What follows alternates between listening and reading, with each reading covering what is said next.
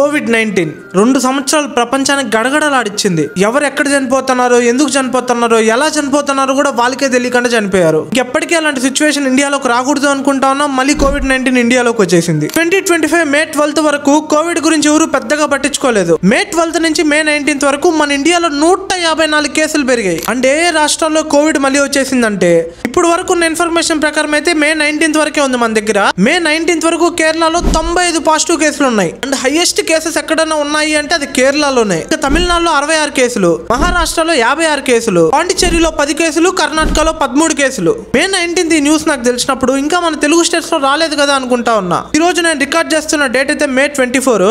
నిన్న వైజాగ్ లో ఒక కరోనా పాజిటివ్ కేసు వచ్చింది. ఈ రోజు హైదరాబాద్ లో ఒక డాక్టర్ కి పాజిటివ్ కేసు వచ్చింది. ఇద్దరే కదా నెగ్లెక్ట్ చేయొచ్చు. మొన్నటి వరకు ఒక్కరు కూడా లేరు. కానీ ఇప్పుడు మన తెలుగు స్టేట్ లో ఇద్దరికి ఉంది. రేపటి రోజు మీ దాకా కూడా రావచ్చు. కాబట్టి మన దాకా వచ్చినా రాకపోయినా ఖచ్చితంగా మనం తీసుకోవాల్సిన precautions: person to person physical distance maintain చేయడం, బయట ఎక్కడికైనా వెళ్తానప్పుడు మాస్క్ వేసుకొని వెళ్ళడం, శానిటైజర్ ఒకటి ఎప్పుడు జోలో పెట్టుకొని ఫ్రీక్వెంట్ గా హ్యాండ్స్ క్లీన్ చేసుకోవడం, మీకు గనక దగ్గొచ్చినా తుమ్మొచ్చినా కవర్ చేసుకోవడం, ఇవైతే ప్రతి ఒక్కరు ఫాలో అవ్వాలి ఈ రోజు నుంచి.